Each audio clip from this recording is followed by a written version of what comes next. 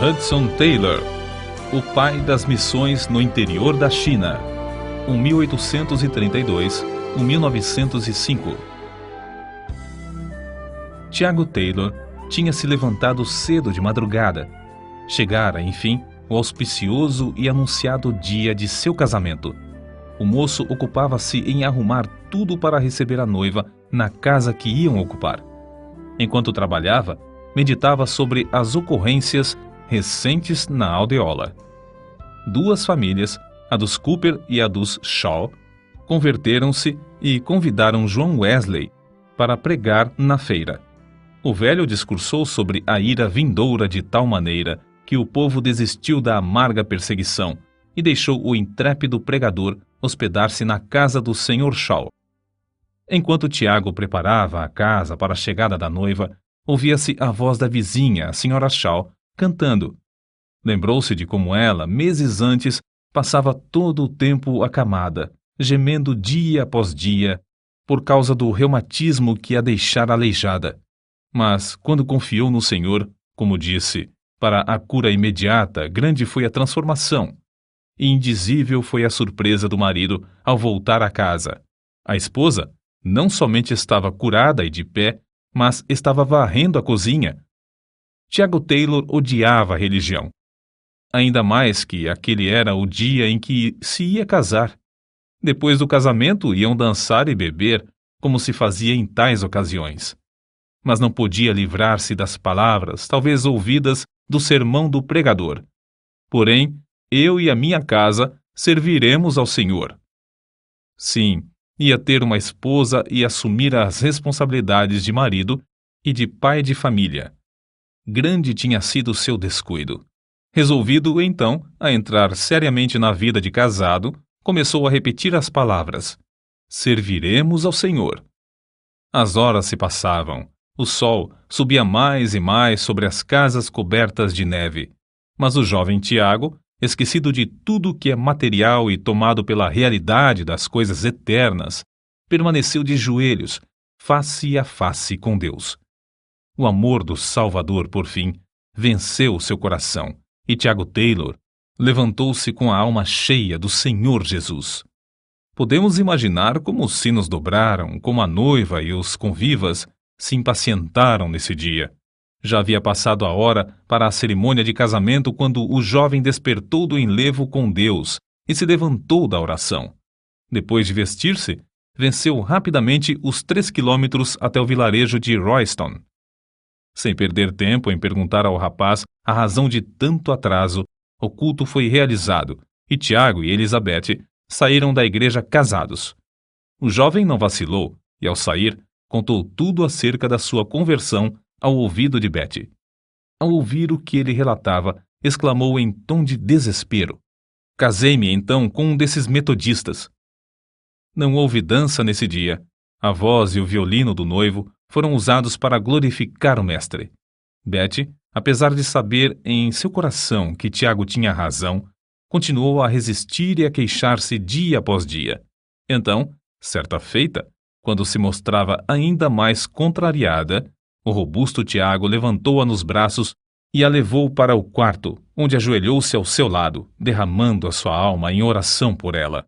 Comovida pela profundeza da mágoa e cuidado que Tiago sentia por sua alma, ela começou a sentir também seu pecado. No dia seguinte, de joelhos, ao lado do marido, Elizabeth Taylor clamou a Deus, renunciando à vaidade do mundo e entregando-se a Cristo. É assim com os bisavós que começa a verdadeira biografia do herói da fé, Hudson Taylor. Os avós e os pais, por sua vez, criaram seus filhos no mesmo temor de Deus. Num memorável dia, antes do nascimento de Hudson, o primogênito da família, o pai procurou a sua esposa para conversar sobre uma passagem das Escrituras que o impressionava profundamente. Na sua Bíblia, leu para ela uma parte dos capítulos 13 de Êxodo e 3 de Números. Santifica-me todo o primogênito, todo o primogênito meu é, meus serão, apartarás para o Senhor. Os dois conversaram muito tempo sobre o gozo que esperavam ter. Então, de joelhos, entregaram seu primogênito ao Senhor, pedindo que, desde já, ele o separasse para a sua obra. Tiago Taylor, o pai de Hudson, não somente orava fervorosamente por seus 5 filhos, mas ensinou-os a pedirem detalhadamente a Deus todas as coisas. Ajoelhados diariamente ao lado da cama, o pai colocava o braço ao redor de cada um enquanto orava insistentemente por eles. Desejava que cada membro da família passasse ao menos meia hora todos os dias perante Deus, renovando a alma por meio de oração e estudo das Escrituras.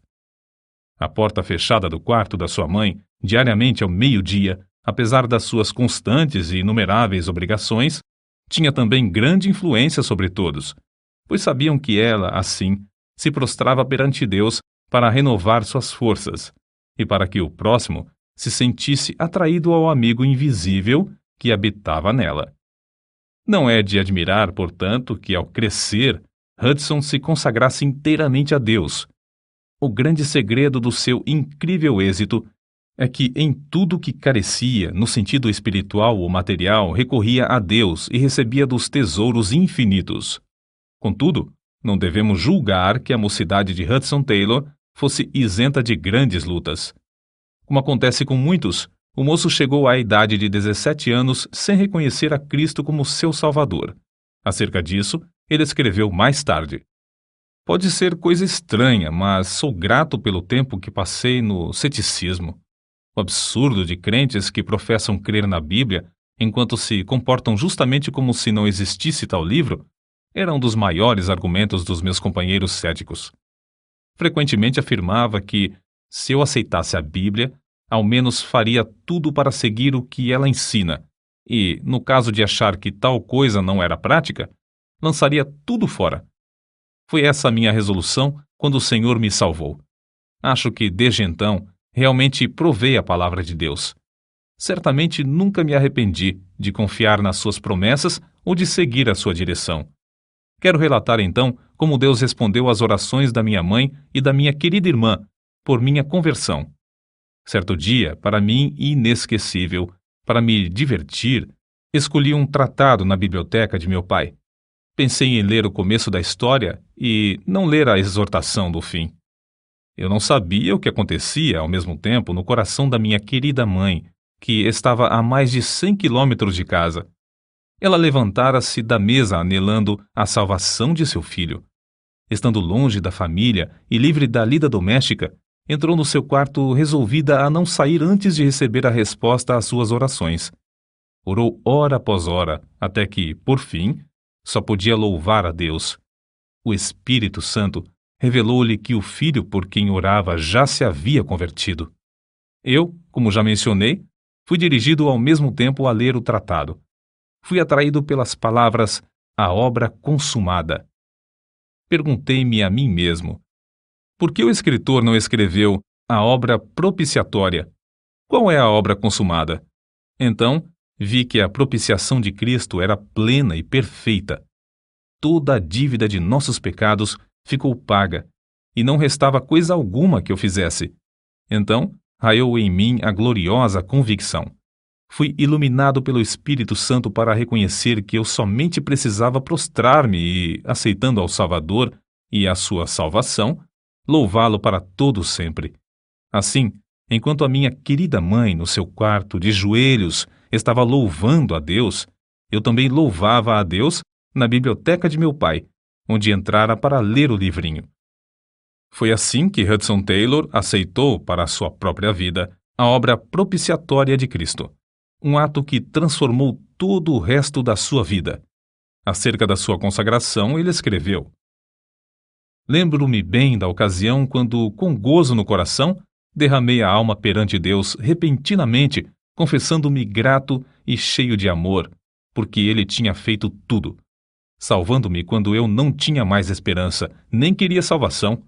Supliquei-lhe que me concedesse uma obra para fazer, algo que envolvesse abnegação, fosse o que fosse, algo para agradar a quem fizera tanto para mim.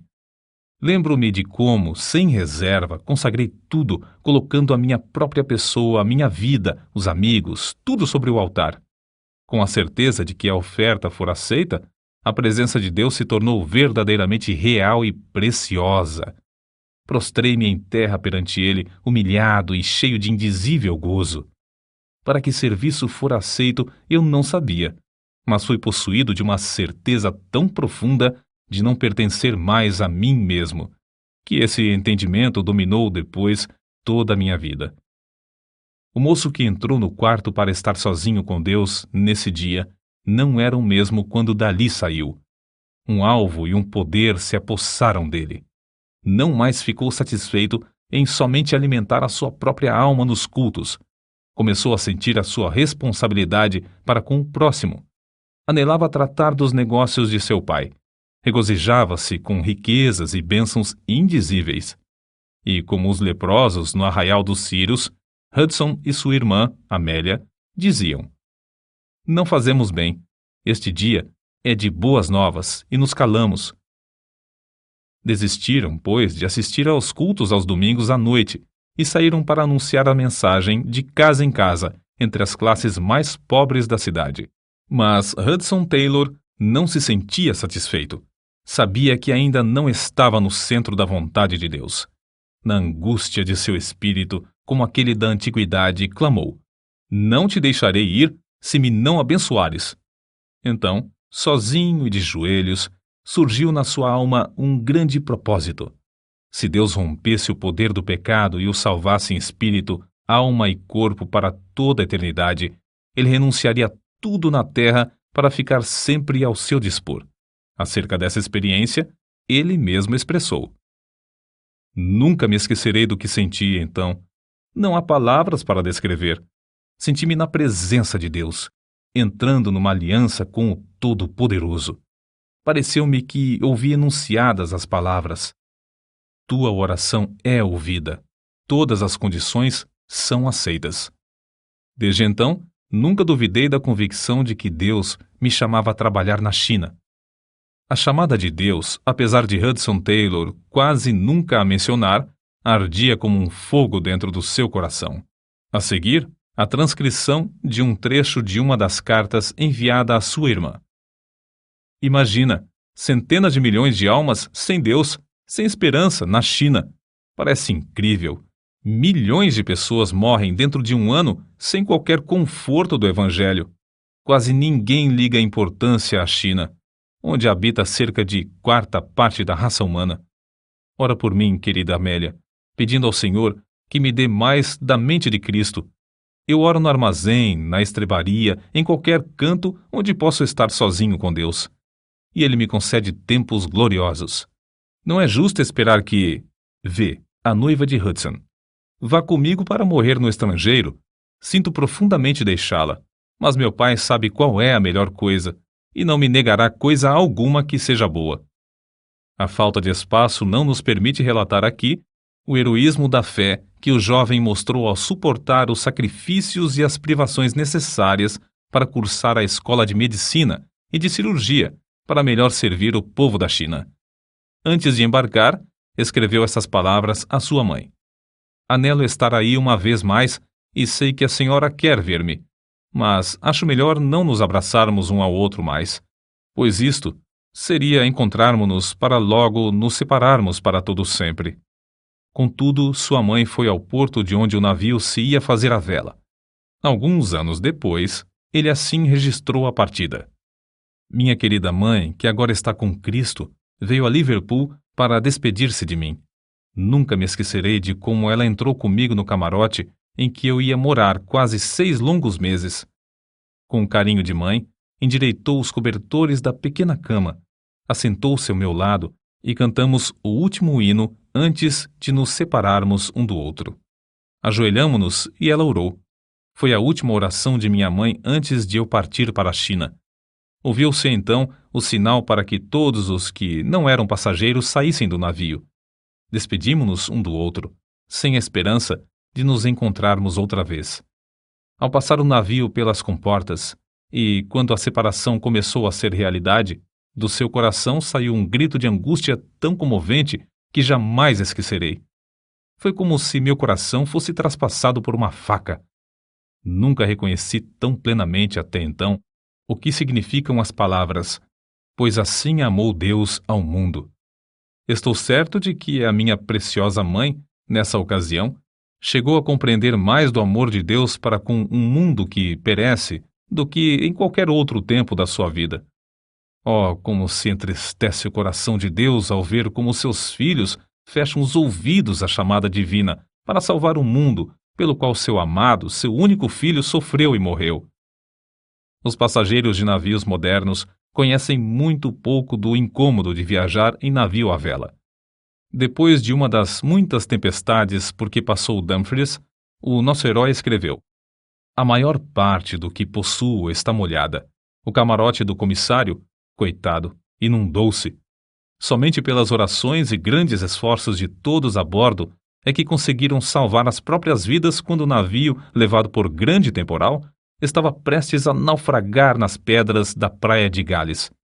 A viagem que esperavam realizar em 40 dias levou 5 meses e meio. Somente em 1º de março de 1854, Hudson Taylor, com a idade de 21 anos, conseguiu desembarcar em Xangai, quando então ele escreveu estas impressões. Não posso descrever o que senti ao pisar em terra. Parecia-me que o coração ia estourar. As lágrimas de gratidão e gozo corriam-me pelas faces. Sobreveio-lhe, então, uma grande onda de saudade. Não havia amigos, nem conhecidos, nem qualquer pessoa em todo o país para saudá-lo bem-vindo, nem mesmo alguém que conhecesse o seu nome. Nesse tempo, a China era a terra incógnita, a não ser os 5 portos no litoral, abertos à residência de estrangeiros. Foi na casa de um missionário em Xangai, um dos 5 portos, que o moço achou hospedagem. A vitória em todas as provações nesse tempo devia-se à característica mais saliente de Hudson Taylor, talvez a de nunca ficar parado na sua obra, fosse qual fosse o contratempo. Durante os primeiros 3 meses na China, distribuiu 1.800 novos testamentos e evangelhos e mais de 2.000 livros. Durante o ano de 1855, fez 8 viagens. Uma de 300 quilômetros, subindo o rio Yangtze. Em outra viagem, visitou 51 cidades onde nunca antes se ouvira a mensagem do Evangelho. Nessas viagens, foi sempre prevenido do perigo que corria a sua vida entre um povo que nunca tinha visto estrangeiros. Para ganhar mais almas para Cristo, apesar da censura dos demais missionários, adotou o hábito de vestir-se como os chineses. Rapou a cabeça na frente, deixando o resto dos cabelos a formar trança comprida. A calça, que tinha mais de meio metro de folga, ele a segurava conforme o costume, com um cinto. As meias eram de chita branca, o calçado de cetim. O manto, pendendo dos ombros, sobressaía-lhe a ponta dos dedos das mãos mais que 70 centímetros. Mas uma das cruzes mais pesadas que o nosso herói teve de levar foi a falta de dinheiro, quando a missão que o enviara se achava sem recursos. Em 20 de janeiro de 1858, Hudson Taylor casou-se com Maria Dyer, uma missionária de talento na China. Desse enlace, nasceram 5 filhos. A casa em que moraram primeiro, na cidade de Ningpo, tornou-se depois o berço da famosa missão no interior da China. As privações e os encargos de serviço em Xangai, Ningpo e outros lugares eram tais que Hudson Taylor, antes de completar 6 anos na China, foi obrigado a voltar à Inglaterra para recuperar a saúde.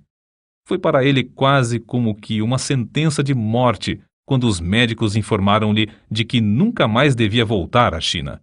Entretanto, o fato de perecerem mais de 1 milhão de almas todos os meses na China era uma realidade para Hudson Taylor. Com seu espírito indômito, ao chegar à Inglaterra, iniciou imediatamente a tarefa de preparar um inário e a revisão do Novo Testamento para os novos convertidos que deixara na China. Usando ainda o traje chinês, trabalhava tendo o mapa da China na parede e a Bíblia sempre aberta sobre a mesa. Depois de alimentar-se e fartar-se da palavra de Deus, fitava o mapa, lembrando-se dos que não tinham tais riquezas. Todos os problemas ele os levava a Deus. Não havia coisa alguma demasiado grande, nem tão insignificante, que não fosse deixada com o Senhor em oração. Em razão de suas atividades, estava tão sobrecarregado de correspondência e nos trabalhos dos cultos em prol da China, que após a sua chegada passaram-se mais de 20 dias antes de conseguir abraçar seus queridos pais em Barnsley.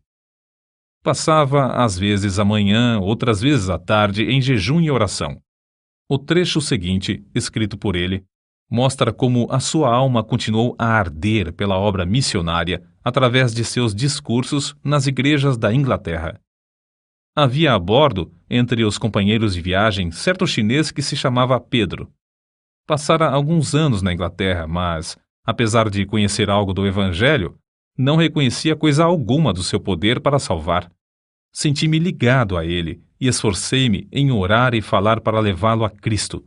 Mas quando o navio se aproximava de Sunkyang e eu me preparava para ir à terra pregar e distribuir tratados, ouvi o grito de um homem que caíra na água. Fui ao convés com os outros e Pedro tinha desaparecido. Imediatamente arriamos as velas, mas a correnteza da maré era tal que não tínhamos a certeza do lugar onde o homem caíra. Vi alguns pescadores próximos que usavam uma rede varredora. Angustiado, clamei: "Venham passar a rede aqui, pois um homem está morrendo afogado." "Veb bin", foi a resposta inesperada. Isto é, não é conveniente. Não falem se é ou não conveniente. Venham depressa antes que o homem pereça. Estamos pescando. Eu sei, mas venham imediatamente e pagarei bem. Quanto nos quer dar? $5, mas não fiquem conversando. Salvem o homem sem demora. $5 não basta, responderam eles. Não faremos por menos de $30. Mas não tenho tanto, darei tudo o que eu tenho. Quanto tem o senhor? Não sei, porém não é mais do que $14. Então os pescadores vieram e passaram a rede no lugar indicado. Logo a primeira vez, apanharam o corpo do homem. Mas todos os meus esforços para restaurar-lhe a respiração foram inúteis. Uma vida fora sacrificada pela indiferença dos que podiam salvá-la quase sem esforço. Ao ouvirem contar essa história, uma onda de indignação passou por todo o grande auditório. Haveria em todo o mundo um povo tão endurecido e interesseiro como esse? Mas ao continuar o seu discurso, a convicção feriu ainda mais o coração dos ouvintes. O corpo, então, tem mais valor do que a alma? Censuramos esses pescadores, dizendo que foram culpados da morte de Pedro porque era coisa fácil salvá-lo. Mas que acontece com os milhões que estamos deixando perecer para toda a eternidade? Que diremos acerca da ordem implícita: "Ide por todo o mundo, pregai o evangelho a toda criatura"? Deus nos diz também: "Livra os que estão destinados à morte e os que são levados para a matança, se os puderes retirar." Se disseres: "Eis que não sabemos", porventura, aquele que pondera os corações não o considerará? E aquele que atenta à tua alma não saberá? Não pagará ele ao homem conforme a sua obra? Credes que cada pessoa entre esses milhões na China tem uma alma imortal e que não há outro nome debaixo do céu, dado entre os homens, a não ser o precioso nome de Jesus, pelo qual devamos ser salvos? Credes que Ele só, é o caminho, a verdade e a vida, e que ninguém vai ao Pai, senão por Ele?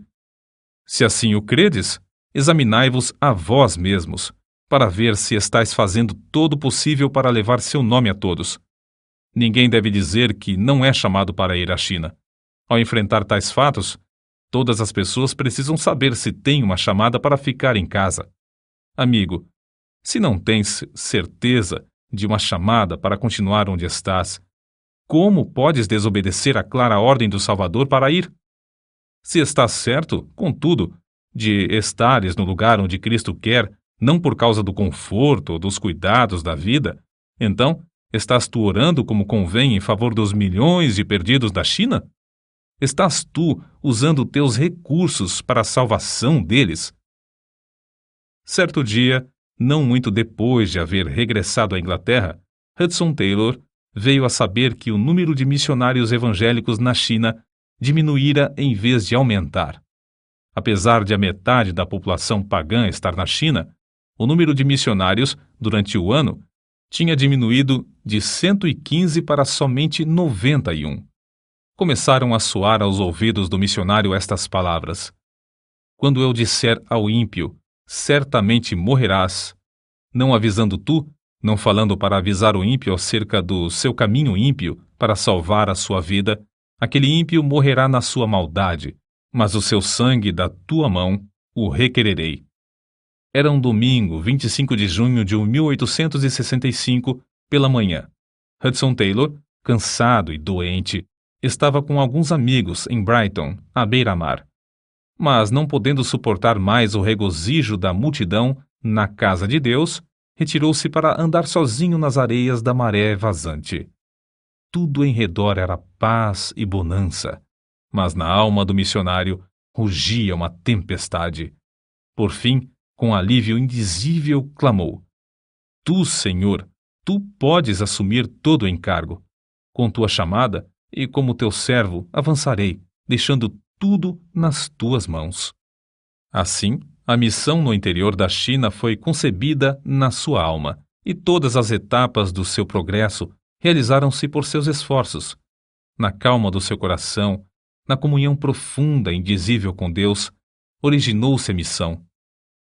Com um lápis na mão, abriu a Bíblia e, enquanto as ondas do vasto mar batiam aos seus pés, escreveu as simples, mas memoráveis palavras: em 25 de junho de 1865, orei em Brighton pedindo 24 trabalhadores competentes e dispostos.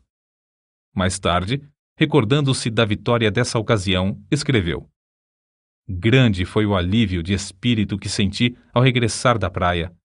Depois de findar o conflito, tudo era gozo e paz. Parecia que me faltava muito pouco para voar até a casa do Sr. Pierce. Na noite desse dia, dormi profundamente.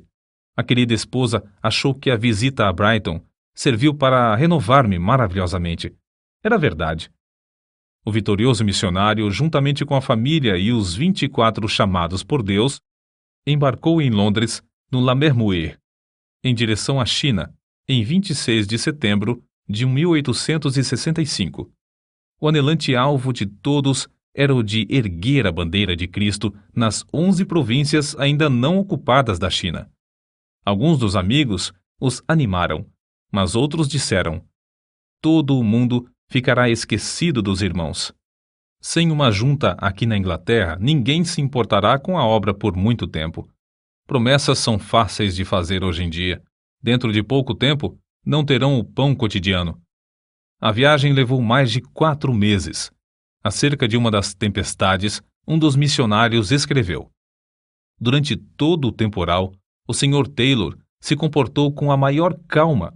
Por fim, os marinheiros recusaram-se a trabalhar.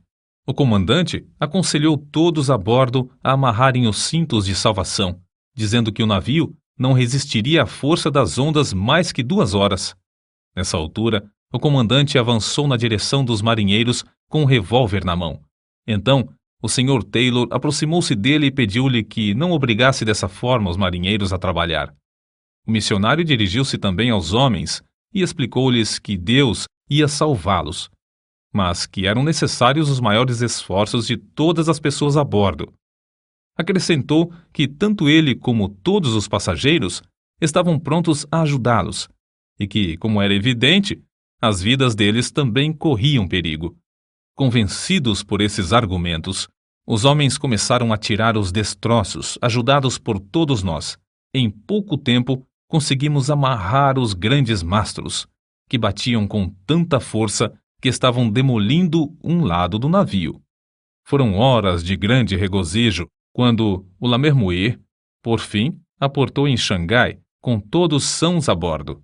Outro navio, que chegou logo após, perdera 16 das 22 pessoas a bordo. Os missionários iniciaram o ano de 1867 com um dia de jejum e oração, pedindo, como Jabes, que Deus os abençoasse e estendesse os seus termos. O Senhor os ouviu, dando-lhes entrada durante o ano em outras tantas cidades. Encerraram o ano com outro dia de jejum e oração. Um culto durou das 11 da manhã às 3 da tarde, sem ninguém se sentir enfadado. Outro culto se realizou às 8h30 da noite, quando sentiram ainda mais a unção do Espírito Santo. Continuaram juntos em oração até a meia-noite, quando celebraram a Ceia do Senhor. No início de 1867, o Senhor chamou Graça Taylor, filha de Hudson Taylor, para o lar eterno, quando ela completava 8 anos de idade. No ano seguinte, a senhora Taylor e o filho, Noel, faleceram de cólera. Foi assim que se expressou o pai e marido. Ao amanhecer o dia, apareceu à luz do sol o que fora ocultado pela luz da vela, a cor característica da morte no rosto da minha esposa. O meu amor não podia ignorar mais, não somente o seu estado grave, mas que realmente ela estava morrendo. Ao conseguir acalmar o meu espírito, eu lhe disse: "Sabes, querida, que estás morrendo?" "Morrendo? Achas que sim? Por que pensas tal coisa?" "Posso ver que sim, querida. As tuas forças estão se acabando." "Será mesmo? Não sinto qualquer dor, apenas cansaço." "Sim. Estás saindo para a casa paterna. Brevemente estarás com Jesus." Minha preciosa esposa, lembrando-se de mim e de como eu devia ficar sozinho em um tempo de tão grandes lutas, privado da companheira com a qual tinha o costume de levar tudo ao trono da graça, disse: "Sinto muito." Então ela parou, como que querendo corrigir o que dissera. Porém, eu lhe perguntei: "Estás triste por causa da partida para estar com Jesus?" Nunca me esquecerei de como ela olhou para mim e respondeu: "Oh, não. Bem sabes, querido, que durante mais de 10 anos não houve sombra alguma entre mim e meu Salvador. Não estou triste por causa da partida para estar com ele, mas me entristeço porque terás de ficar sozinho nessas lutas. Contudo, ele estará contigo e suprirá tudo o que é mister." Nunca presenciei uma cena tão comovente, escreveu o Sr. Duncan. Com a última respiração da querida Sra. Taylor, Hudson caiu de joelhos, o coração transbordando, e a entregou ao Senhor, agradecendo-lhe a dádiva e os 12 anos e meio que passaram juntos. Agradeceu-lhe também pela bênção de ele mesmo a levar para a sua presença. Então, solenemente, dedicou-se a si mesmo novamente ao serviço do Mestre. Não é de supor que Satanás deixasse a missão no interior da China invadir seu território com 24 outros obreiros, sem incitar o povo à maior perseguição. Foram distribuídos em muitos lugares impressos atribuindo aos estrangeiros os mais horripilantes e bárbaros crimes, especialmente aos que propagavam a religião de Jesus. Alvoroçaram-se cidades inteiras, e muitos dos missionários tiveram de abandonar tudo e fugir para escapar com vida. Quase 6 anos depois de o grupo do Lammermuir haver desembarcado na China, Hudson Taylor precisou voltar novamente para a Inglaterra. Durante o tempo em terras chinesas, a missão aumentou de 2 estações, com 7 obreiros, para 13 estações, com mais de 30 missionários e 50 obreiros, estando separadas as estações uma da outra por uma média de 120 quilômetros. Foi durante essa visita à Inglaterra que Hudson Taylor se casou com Miss Faulding, também fiel e provada missionária na China. Acerca de Hudson Taylor, nesse tempo, certa pessoa amiga escreveu: "O Sr. Taylor anunciou um hino, sentou-se ao harmônio e tocou. Não fui atraído por sua personalidade. Era de físico franzino e voz mansa. Como os demais jovens, eu julgava que uma grande voz sempre acompanhava um verdadeiro prestígio. Mas quando ele disse 'oremos' e nos dirigiu em oração, mudei de parecer. Eu nunca ouvi alguém orar como ele. Havia na sua oração uma ousadia, um poder, que fez todas as pessoas presentes se humilharem e se sentirem na presença de Deus. Falava face a face com Deus, como um homem fala com um amigo. Sem dúvida, tal oração era fruto de longa permanência com o Senhor. Era como o orvalho descendo dos céus. Tenho ouvido muitos homens orarem, mas não ouvi ninguém como o Sr. Taylor e o Sr. Spurgeon. Ninguém, depois de ouvir como esses homens oravam, pode esquecer-se de tais orações." Foi a maior experiência da minha vida ouvir o Sr. Spurgeon. Era como se ele tivesse tomado a mão do auditório de 6.000 pessoas e as levado ao Santo dos Santos. E ouvir o Sr. Taylor rogar pela China era reconhecer algo do que significa a súplica fervorosa do justo.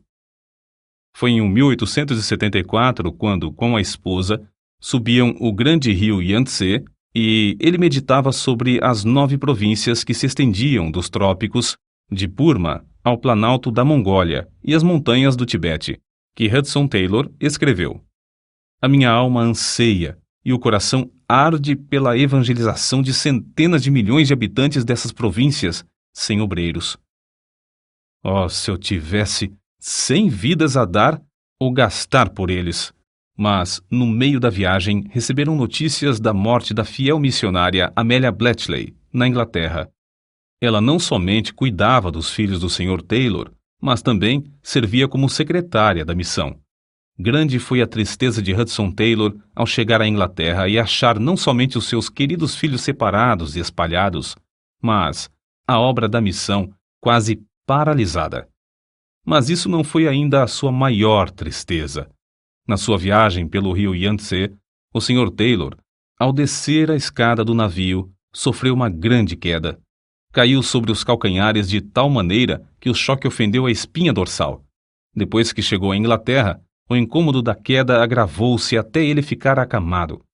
Sobreveio-lhe, então, a maior crise da sua vida, justamente quando havia maior necessidade de seus esforços.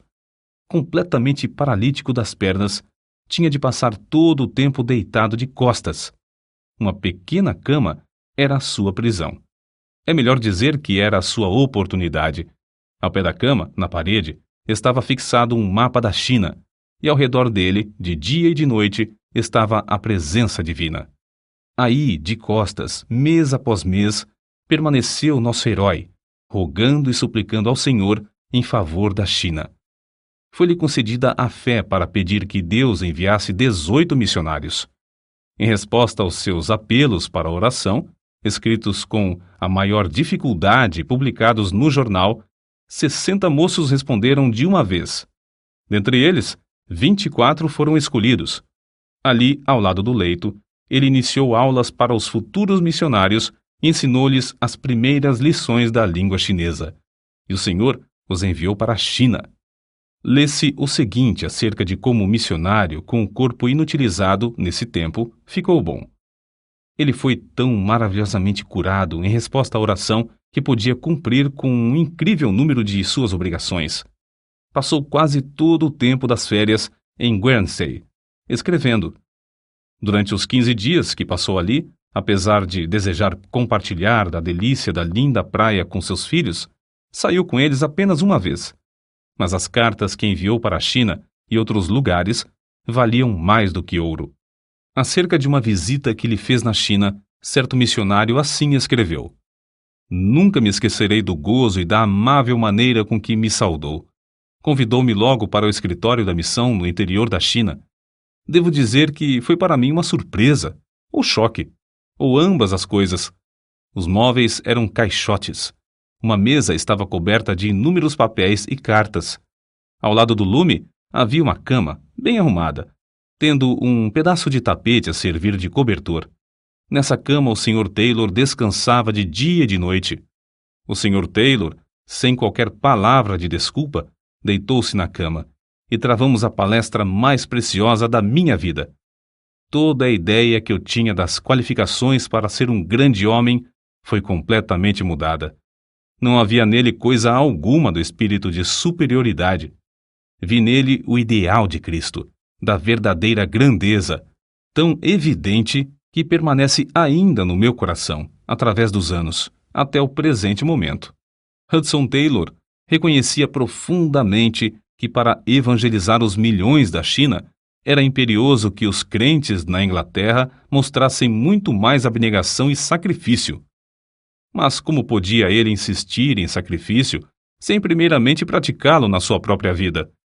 Assim ele, deliberadamente, cortou da sua vida toda a aparência de conforto e luxo. Nas viagens pelo interior da China, ele, invariavelmente, se levantava para passar uma hora com Deus antes de clarear o dia, às vezes para depois dormir novamente. Quando eu despertava para alimentar os animais, sempre o achava lendo a Bíblia à luz de vela. Fosse qual fosse o ambiente ou o barulho nas hospedarias imundas, não descuidava do hábito de ler a Bíblia. Geralmente, em tais viagens, orava de bruços, porque lhe faltavam as forças para permanecer tanto tempo de joelhos. Qual será o assunto do seu discurso hoje? Perguntou-lhe certo crente que viajava com ele, de trem. Não tenho certeza. Ainda não tive tempo de resolver, respondeu-lhe Hudson Taylor. Não teve tempo? Exclamou o homem. Ora, que faz o senhor a não ser descansar depois de assentar-se aí? Não conheço o que seja descansar, foi a resposta calma que ele deu. Depois de embarcarmos em Edimburgo, passei todo o tempo orando e levando ao Senhor todos os nomes dos membros da missão no interior da China e os problemas de cada um. Está além da nossa compreensão como, no meio de uma das maiores obras de evangelização de toda a história, ele podia dizer: nunca fomos obrigados a abandonar uma porta aberta por falta de recursos. Apesar de muitas vezes gastarmos até o último penny, a nenhum dos obreiros nacionais, nem a nenhum dos missionários, faltou o prometido pão cotidiano.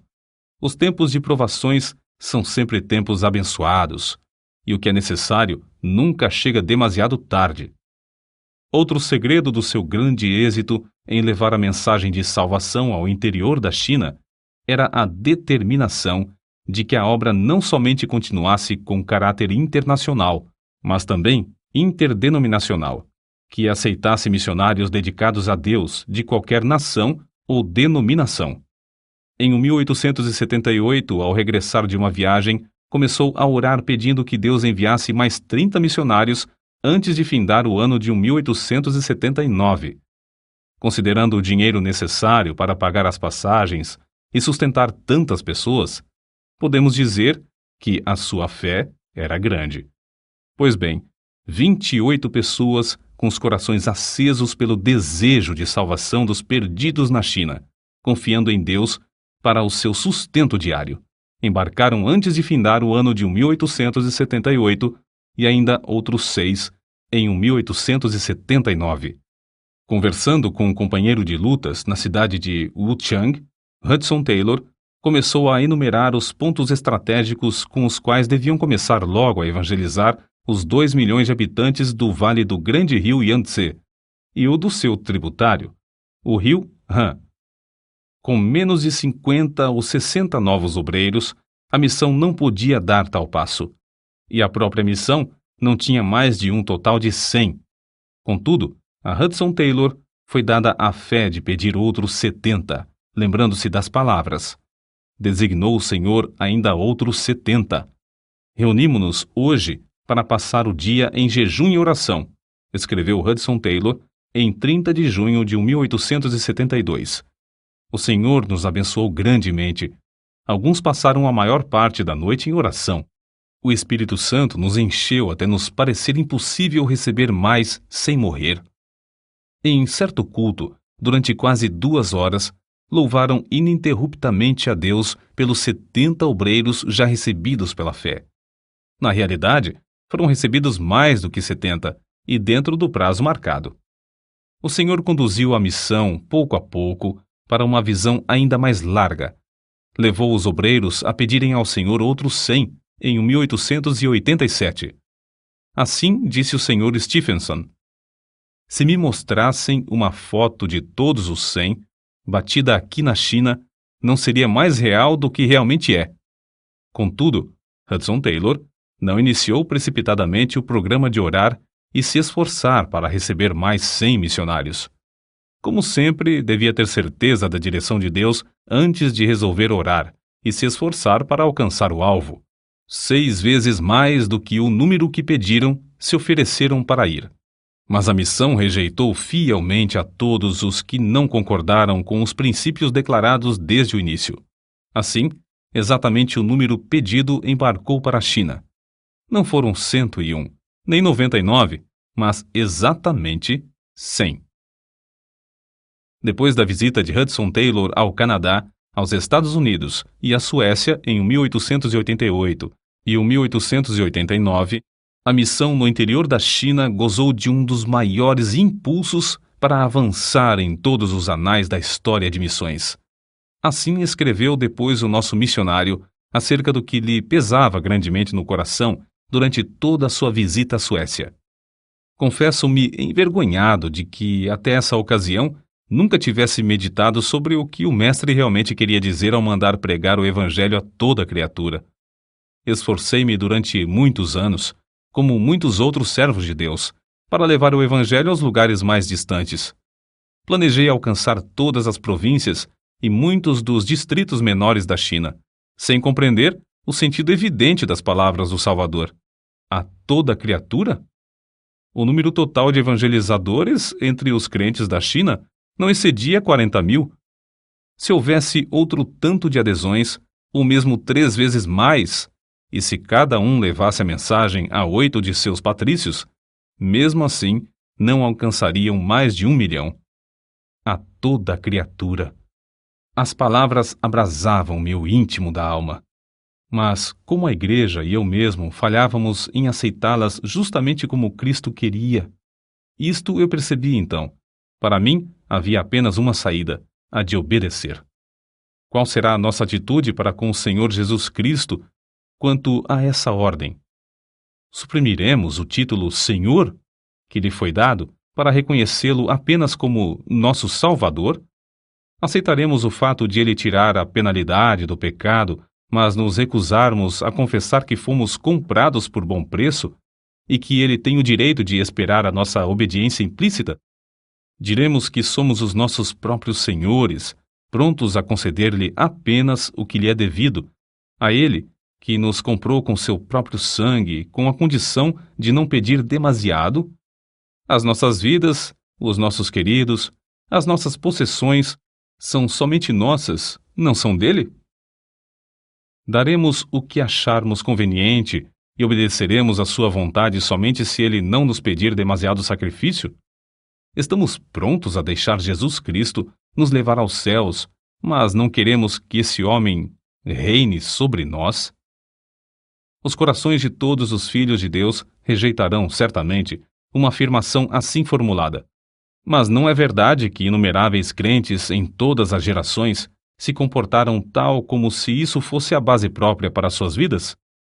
São poucas as pessoas que o povo de Deus que reconhecem a verdade de que ou Cristo é o Senhor de tudo, ou então não é Senhor de coisa alguma. Se somos nós que julgamos a palavra de Deus, e não a palavra que nos julga, se concedemos a Deus somente o quanto quisermos, então somos nós os senhores, e Ele o nosso devedor, e, consequentemente, Ele deve ser grato pela esmola que lhe concedemos. Deve sentir-se obrigado por nossa concordância aos seus desejos. Se, ao contrário, Ele é Senhor, então tratemo-lo como Senhor. E por que me chamais Senhor, Senhor, e não fazeis o que eu digo? Foi assim que Hudson Taylor, sem esperar, alcançou a mais larga visão da sua vida, a visão que dominou a última década de seu serviço. Com os cabelos já grisalhos, após 57 anos de experiência, enfrentou um novo sentido de responsabilidade com a mesma fé e confiança que o caracterizavam quando era mais novo. Sua alma ardia ao meditar nos alvos antigos. Ficou ainda mais firme ao executar a visão de outrora. Foi assim que sentiu a direção de unificar todos os grupos evangélicos que trabalhavam na evangelização da China em torno de um mesmo alvo: orar e se esforçar para que fosse aumentado o número de missionários, enviando à China outros 1.000, dentro de 5 anos. O número exato enviado à China durante esse prazo foi de 1.153. Não é, pois, de admitir que as forças físicas de Hudson Taylor começassem a faltar. Não tanto pelas privações e cansaço das viagens contínuas, nem pelos esforços incansáveis em escrever e pregar, nem pelo peso das grandes e inumeráveis responsabilidades de dirigir a missão no interior da China. Os que o conheciam intimamente sabiam que era um homem gasto de tanto amar. A gloriosa colheita de almas na China aumentava cada vez mais, mas a situação política do país piorava dia após dia até culminar na carnificina dos Boxers, no ano de 1900, quando centenas de crentes foram mortos. Somente da missão no interior da China pereceram 58 missionários e 21 de seus filhos. Hudson Taylor e sua esposa estavam novamente na Inglaterra quando começaram a chegar telegrama após telegrama, avisando-os dos horripilantes acontecimentos na China. Aquele coração que tanto amava cada missionário quase cessou de pulsar. Acerca desse acontecimento, assim se manifestou: não sei ler, não sei pensar, nem mesmo sei orar, mas sei confiar. Certo dia, alguns meses depois, Hudson Taylor, com o coração transbordante e as lágrimas correndo-lhe pelas faces, estava contando o que lera em uma carta que acabara de receber de 2 missionárias, escrita um dia antes de elas morrerem nas mãos dos Boxers. Eis o que ele disse: "Oh, gozo de sair de tal motim de pessoas enfurecidas para estar na sua presença, para ver o seu sorriso." Quando pôde continuar, acrescentou: "Elas agora não estão arrependidas. Têm a imperecível coroa. Andam com Cristo em vestes brancas, porque são dignas." Grifo do autor. Falando acerca de seu grande desejo de ir a Xangai para estar ao lado dos refugiados, ele disse: "Não sei se poderia ajudá-los, mas sei que me amam. Se pudessem chegar-se a mim nas tristezas para chorarmos juntos, ao menos poderiam ter um pouco de conforto." Mas ao lembrar-se de que tal viagem lhe era impossível por causa da saúde, a sua tristeza parecia maior do que podia suportar. Apesar de sentir profundamente a sua incapacidade para trabalhar como de costume, achou grande conforto em estar com a sua esposa, a qual tanto amava. Findara o tempo em que deviam passar longos meses e anos separados um do outro, nas lutas em tantos lugares. Foi em 30 de julho de 1904 que sua esposa faleceu. "Não sinto nada de dor, dizia ela, apesar da ânsia em respirar. Então, de madrugada, percebendo a angústia de espírito do seu marido, pediu-lhe que orasse rogando ao Senhor que a levasse logo. Foi a oração mais difícil da vida de Hudson Taylor, mas, pelo amor que lhe tinha, ele orou pedindo a Deus que libertasse o espírito da sua esposa. Logo que orou, dentro de 5 minutos, cessou a ânsia. E não muito depois, ela adormeceu em Cristo.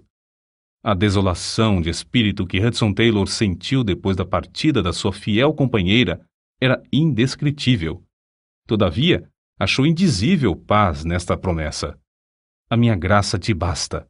Começou a recuperar as forças físicas e, na primavera, fez a sua 7ª viagem aos Estados Unidos. Dali, fez a última viagem à China, desembarcando em Xangai em 17 de abril de 1905. O valente líder da missão, depois de tão prolongada ausência, foi recebido em todos os lugares com grandes manifestações de amor e estima da parte dos missionários e crentes, especialmente dos que escaparam dos intraduzíveis espetáculos da insurreição dos Boxers. Em Xinjiang, o veterano missionário visitou o cemitério onde estão gravados os nomes de 4 filhos e o da esposa. As recordações eram motivo de grande gozo, isto é, o dia da grande reunião se aproximava. No meio da viagem, quando visitava as igrejas na China, sem ninguém esperar, nem ele mesmo, findou a sua carreira na terra. Seu passatempo aconteceu na cidade de Changsha, em 3 de junho de 1905. Sua nora contou o seguinte sobre o ocorrido: "O querido papai estava deitado. Como sempre gostava de fazer, tirou as cartas dos queridos da sua carteira e as estendeu sobre a cama. Baixou-se para ler uma das cartas, perto do candeeiro aceso, colocado na cadeira ao lado do leito. Para que ele não se sentisse demasiadamente incomodado, puxei outro travesseiro e o coloquei por baixo da sua cabeça, e assentei-me numa cadeira ao seu lado. Mencionei as fotografias da revista Missionary Review, que estava aberta sobre a cama. Howard tinha saído para ir buscar algo para comer, quando papai, de repente, virou a cabeça e abriu a boca como se quisesse espirrar. Abriu a boca a segunda e a terceira vez. Não clamou, não pronunciou qualquer palavra, não mostrou qualquer dificuldade para respirar, nada de ânsia. Não olhou para mim e não parecia cônscio. Não era a morte, era a entrada na vida imortal. Seu semblante era de descanso e sossego. Os vincos do rosto feitos pelo peso da luta de longos anos pareciam haver desaparecido em poucos momentos. Parecia dormir como criança no colo da mãe. O próprio quarto parecia cheio de indizível paz. Na cidade de Xinjiang, à beira do grande rio que tem a largura de mais de 2 quilômetros, foi enterrado o corpo de Hudson Taylor. Muitas foram as cartas de condolências recebidas de fiéis filhos de Deus do mundo inteiro. Emocionantes foram os cultos celebrados em vários países em sua memória. Impressionantes foram os artigos e livros impressos acerca das suas vitórias na obra de Deus. Mas as vozes mais destacadas, as que Hudson Taylor mais apreciaria, se pudesse ouvi-las, eram as das muitas crianças chinesas que, cantando louvores a Deus, deitaram flores sobre o seu túmulo.